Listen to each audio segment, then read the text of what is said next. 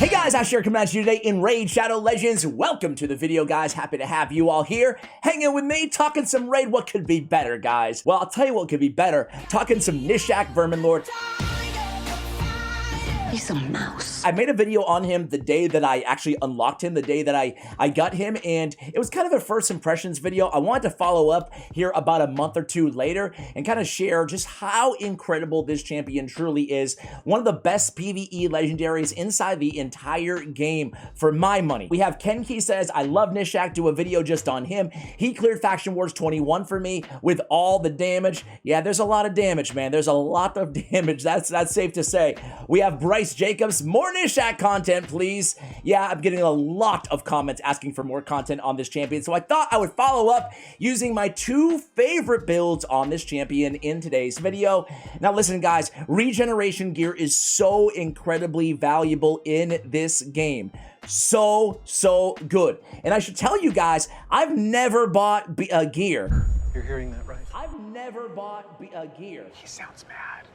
Okay, I take that back. I think one time I bought speed set like years ago in the shop, but I would never recommend you guys buy gear from the shop. Or, you know, like I'm talking about straight up just buying artifact sets, even really good artifact sets like Savage and Regeneration. I would just do a lot of Fire Knight farming. I would prioritize Fire Knight because, well, you can get Regeneration, you can get shield crit damage, Fury, Frenzy. I mean, people are gonna see this and say, that guy's high. Okay, Fury and Frenzy, maybe not the best examples, but Stun and Savage, certainly. Some of the best artifact sets in the entire game are inside Fire Knight's castle, so do not sleep on Fire Knight, guys. So farm away. Right now we get the triple Savage. Yes, please. By the time this is uploaded, it won't be there anymore, but don't skip out on these events as well.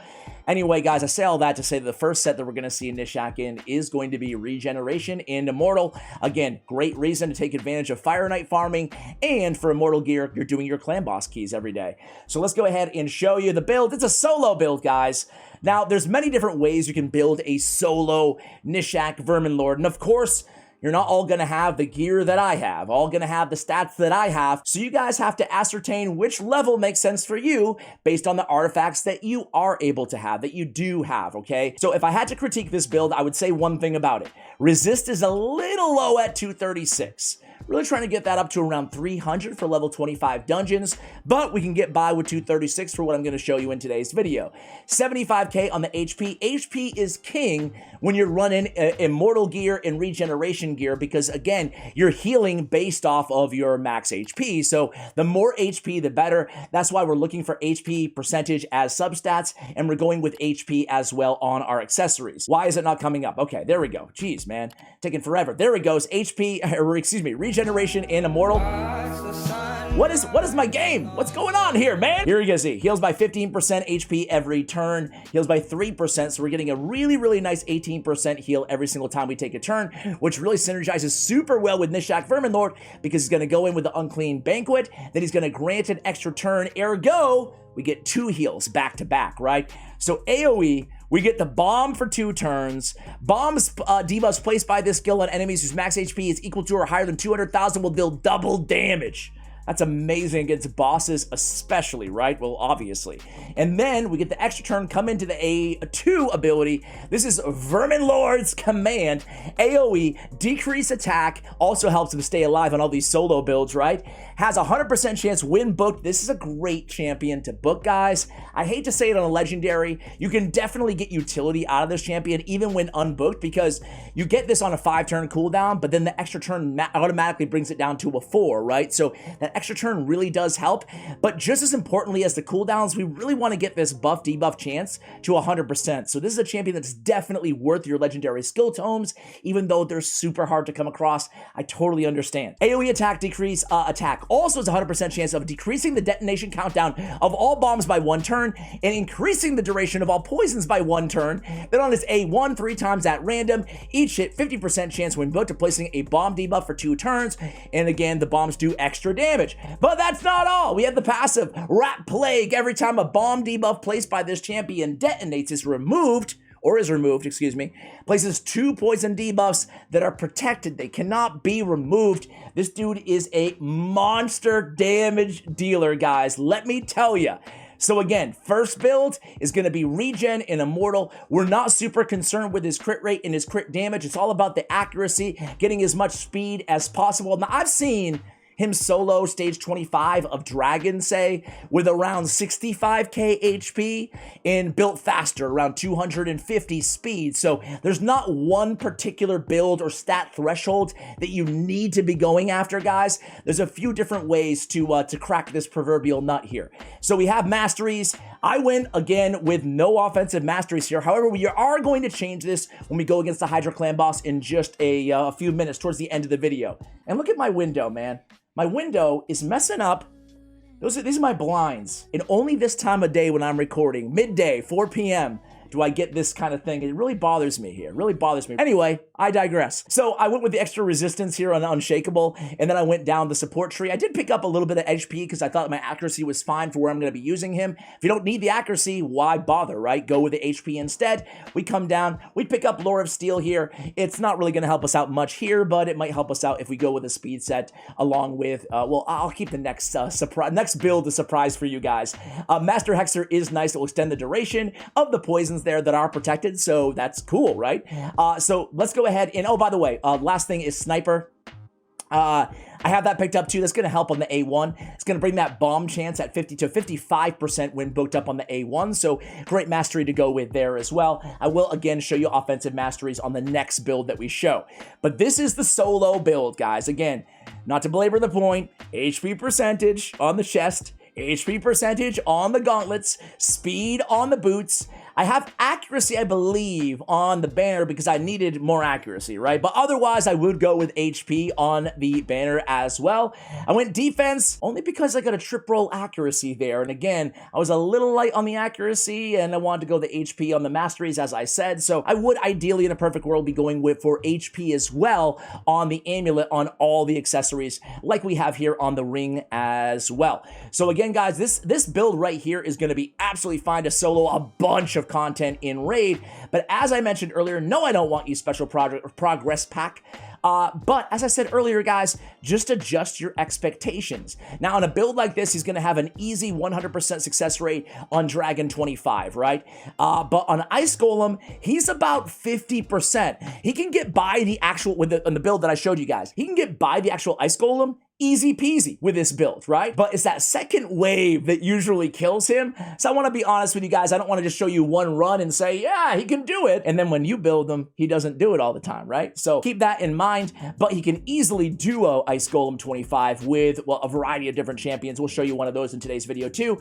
So why do we care about soloing stage 25? And even if you can't do stage 25, stage 24, 23, 22, 21, I would say I would go for stage 22 or stage 20 because going against Magic Affinity is going to be money with this champion. Being Force Affinity, having that Affinity advantage is going to be really, really important, okay? So again, you can fill him with a bunch of food champions and you can farm up experience while you farm up gear. That's the beauty of having a solo capable champion in these higher level dungeons, right? And again, I would say as long as you're going for dungeon level 20 or above, this is a great strategy to use. You're not going to get a ton of experience on the food that you're leveling up, but especially if you're just grinding overnight, what does it matter if it takes, you know, 1 minute and 30 seconds to beat a dungeon or 3 minutes to beat a dungeon? Does it really even matter? No, because you're just going to be farming when you're asleep or whatever, you know, so, or in the background, either way. So you can see, man, this is a level 25 dungeon and he's just making mincemeat of these champions. And you can see his health is actually pretty low there, but every time he gets a turn, he gets that ginormous heal as well. So he's going to be healing himself up. He gets the extra turn again. That provides more heals. And in 43 seconds, he bleeds through that second wave. It's the magic of Verminlord, man. This guy's so cool, right? Isn't he a cool champion? I love the aesthetic about him, the big rat man. I love his bombs. I love his kit. I love his extra turn, which you're gonna see right now. Just when his HP gets low, boom, boom, boom, we heal him right back, or he heals himself right back up. Comes in here with another big rat plague, doing more damage to the enemies there. And this hit takes him actually pretty dang low, but again, we're able to heal ourselves up, back up nicely here and get the extra turn again. So now they're all going to be dead when they take a turn. Their bombs are going to go off, at least most of them here. I have a doctor's appointment. I forgot. They get a couple extra turns. They get a couple extra. But again, this is a level 25 dungeon, man. This is, they have 1,000,000 HP, basically, these mobs. But we make quick work of them with all those poisons, all those bombs. Yes, please sign me up. Now, if he was dying, let's just say he died on that second wave, right? And again, I've run in preparation here. I ran 15 dragon runs, stage 25, and 15 ice golem runs. We won 6 of the 15 ice golem runs solo with this build, and we won all 15 of the dragon runs with this build. Okay, so again, things got a little dicey there on that second wave. His HP was a little bit too low for my taste. However, he bleeds through this dragon nice and easy. We don't even have to worry about anything here. All those poisons really do stack up. In 2 minutes and 10 seconds to solo a stage 25 dungeon is incredible. What I would say though, if he's dying, no matter what stage you're on, if you're stage 15, stage 25, just go with more HP and or more speed, right? So what I would do if he was dying in this build, but I wanted him to be my reliable Dragon 25 champion, I would do one of two things. If I just didn't have the artifacts, I just didn't have the good gear, I would just go to a blue stage, to Magic, because we're going against Force Affinity. So I would farm stage 22, a little bit less energy cost there. The artifacts are still going to be really, really good. Or I would take that accuracy banner off of him, try to find the accuracy in other substats, move around the accessories a little bit, and add HP onto the banner instead, okay? That would really make a dramatic difference. That extra 6K or so HP, keep him alive through that second wave. So I want to go ahead and show you another way that you can really take advantage of this champion, guys. It is in Minotaur's Labyrinth. This guy is an amazing option just to solo. Well, not solo. You want to put a bunch of champions that you want to build their masteries with. But let's just say, let me cancel out this battle. Let me pretend with you guys. Let's pretend. I'm sure I have somebody that I need to farm mastery scrolls for here. Oh my God! And when are they ever going to add the pages, man? When are they ever going to add the skill tome dungeon, man? Okay, anyway, I digress. I'm not going to get into a rant today, guys. Let's say I was really going after Jingwan's masteries. I really wanted to farm them up because I love Jingwan. I really don't. He's a crappy champion even after the buff, but let's pretend I did. I would just put the one champion that I want to quickly get all his masteries farmed alongside Mr. Verminlord, and that's it, right? Sure, it's going to take a couple extra seconds, but we're going to bleed through these waves. No big deal. Boom, boom, boom, pow. All of those poisons, all of those bombs, more specifically, going off there. Easy peasy. And again, we come in, extra turn, Unclean Banquet, and go into the A2, and look at all that damage. Boom, boom, boom. This guy can also solo Nightmare of Campaign. I'll show you that after this one. Why not? I'll show you that one. But again, you're seeing how easy this is. Doesn't even take that long once he gets going again, because the beautiful thing is the bombs, they do extra damage against all these bosses, right? Which is another beautiful thing. I can't show you him solo Bommel, but this dude can solo Bommel too, right? You want to build him with high resist in the same sort of regen in Immortal Gear that I'm showing you right now. Obviously, it is going to depend on the level in terms of the difficulty, right? But that's the case with basically any champion. But look at this damage. I mean, boom, boom, boom. He's about a 1 minute and 5 second farmer or so, at least in my experience. Maybe a little bit closer to 10 seconds here, but either way, guys, you can see all we need to do is let this dude take a turn so we can, boom, just do that, die, right? So there we go, and Jingwan's gonna get all the scrolls, obviously, and that's a quick way to farm masteries for, well, whoever you want to, right, alongside him. All right, let's go up to the next one here. I mentioned campaign. Let's go ahead and take you, hey, maybe you're still working on Nightmare Campaign, right?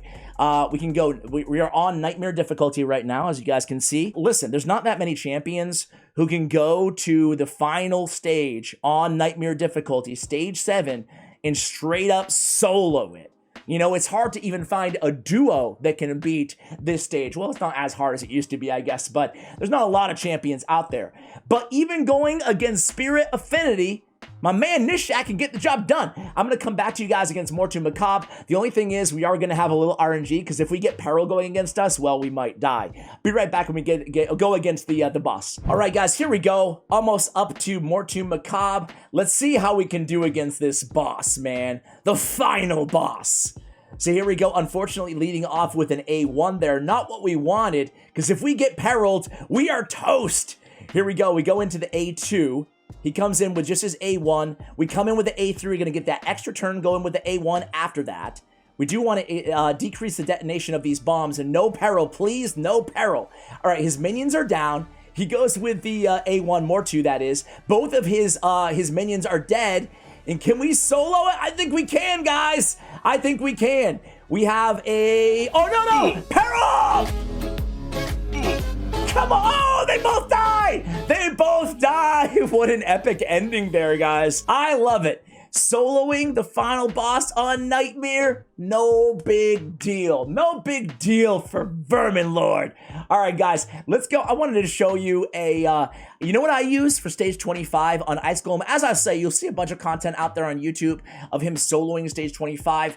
Again, I would just really strongly advise you guys, stick to stage 21. It's a lot easier than stage 25. That second wave is going to be challenging no matter what. You can also up your resistance quite a bit if you're new to the game, but you have Verminlord. You can definitely go after earlier stages, 14, 18. Again, stick with the magic affinity stages. I'm going to go ahead and quickly show you a Battle Khazar duo with Verminlord. All right, guys, so Bad L, this is stage 25, obviously, but we have Bad L and Verminlord on the same team. Of course, Bad L brings poison, he brings a cleanse, he brings continuous heals, more damage to targets under poison, which is pretty much always the case when you have these champions together. Boy, are they a strong tandem. Granted, two really, really good Force legendary champions who are hard to get your hands on. But if you have both these champions, anybody out there lucky enough to have both, you have a really, really good combo. As a matter of fact, there's a lot of good combinations with this champion.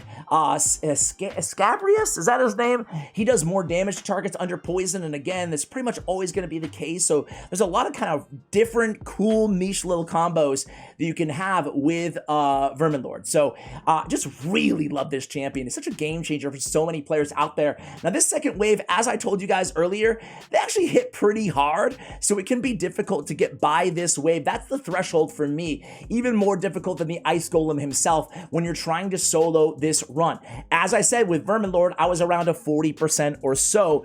Just depends on the RNG of this second wave.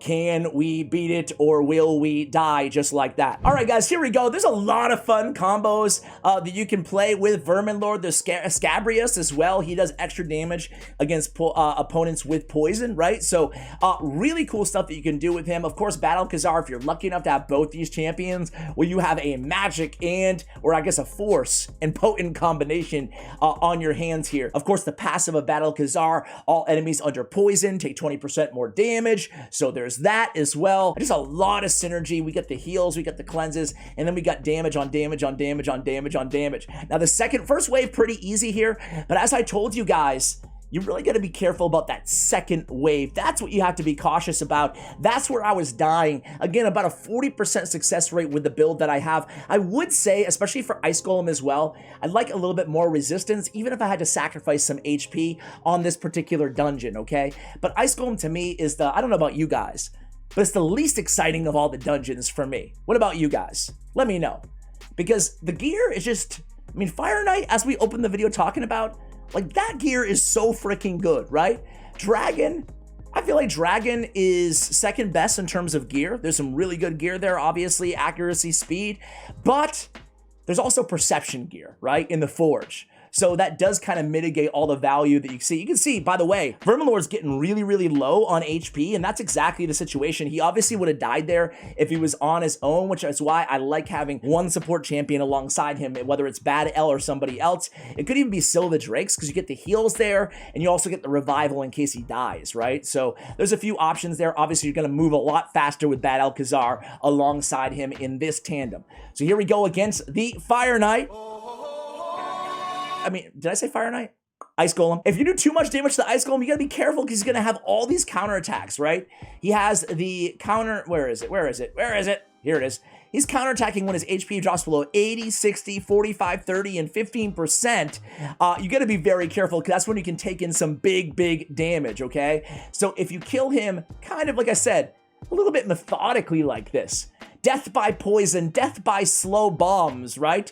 It's going to be easier to keep up with those heals. Whereas if you have like a Royal Guard and a Dark Elhain, well, a lot of those teams will just wipe because he hits hard and he hits often, the Ice Golem. Don't call me Fire Knight Ice Golem. Things are almost done here. A lot of poison still on this dude.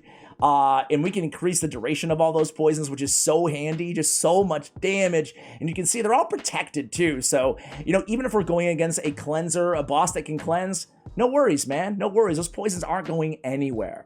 So we're going to go ahead and run him in Hydra. But first I want to show him, I mentioned earlier Bommel, right? But I want to show you another boss, Doom Tower boss. There's quite a few that he's able to solo. Not the highest levels, but I'm going to show you whatever I have available right now. For Magma Dragon, we just started a new Doom Tower cycle, but on hard difficulty. So he can easily solo Magma Dragon, excuse me, on normal difficulty any stage, and then the lower floors of Doom Tower hard. Either way, he's great against Magma Dragon because of all that bomb damage that he's bringing to the table. So let's go ahead and go there, guys. I just want to be real with you guys. We're only going against stage 20 here, but he's going to be a pretty easy solo. I'll come back to you when we get to the dragon. The waves aren't going to be that difficult. All right, guys, here we go. Quick 50 seconds. We get to the Magma Dragon. We get that extra turn. Now we have 4 bombs on the dragon. Nice heals between turns. And again, we reduce that bomb duration. Look at the health on that Magma Dragon, guys. Again, all of these poisons, all of these bombs definitely do a significant amount of damage to the Magma Dragon. And even if you're not going to solo with, obviously you're not going to solo on the more difficult levels of Doom Tower hard, but he makes a great damage dealer to just add to your team. Put a Provoke champion alongside of him, kind of take the aggro off of Verminlord, and you're going to be absolutely great. You're going to be golden. This damage really stacks up very, very quickly here. Again, we're reducing the detonation of all those bombs. Look at all the damage, and again, we're not really taking much damage at all against this Magma Dragon. Overburn does hit pretty hard, but against, again, these, you know, these earlier stages, even on hard difficulty, it's nice and easy, or the end stages, the late stages on the normal tract. So here we go, guys, almost done here. We're going to go ahead and switch up his build after this. Take him for a little Hydra clan boss run, guys. I will be right back as soon as we kill this dude. And there he goes.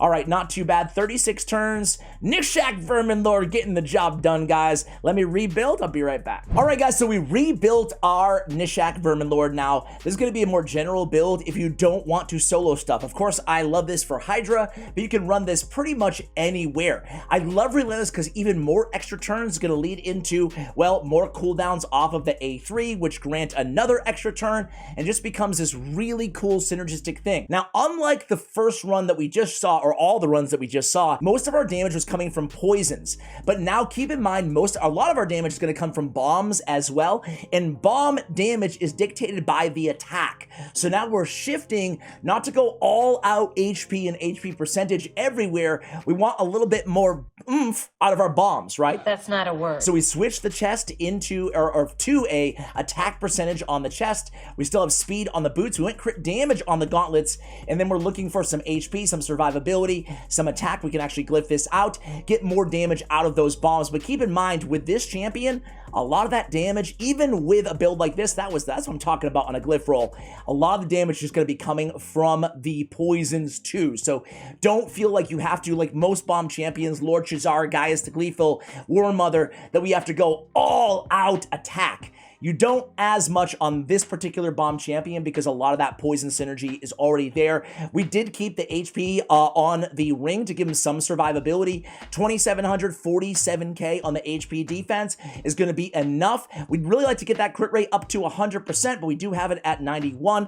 That will get by for now, and 403 on the accuracy is going to be high enough for where we're going to be using him. Let's go ahead and see if I have used him on a team yet in Hydra. And if I didn't, let's go ahead and take a look to see if we can put one together here. So Hydra Clan Boss, if I did already use him, let's see. I did already use him, unfortunately. So you can see Gnishak in the Relentless Perception, the exact same build that we have him on right here. He was the damage lead. 34 million damage, guys. That's insane! I love this freaking champion. I'm going to go ahead and clip in, if I can find it, a few of the highlights from that particular run with these champions for my damage mitigation video. How much damage this rat can put out. We're already seeing the bombs, already seeing the decreased attack obviously was already up there. But this guy's just going to be an absolute machine. All right, so I want to start seeing more of those poisons. We're only 5 turns in. Kind of a slow-moving team here. But I think this is going to be a magical thing, guys, when this is all done. All right, guys, here we are. 51 turns in, already 23 million damage. My man is holding up really well right now. Venus, take away those, yeah, take away those buffs. All right, guys, we're looking mighty good here. Mighty good. 106 turns in, 54 million damage. How much do we have here from, oh my word. Oh my word. Standing toe-to-toe with Cupidus on the same team as Venus, meaning he has the counterattack, 25 million damage. So guys, I hope you enjoyed some of the highlights from that run. Thank you so much for watching, and as always, take care, guys.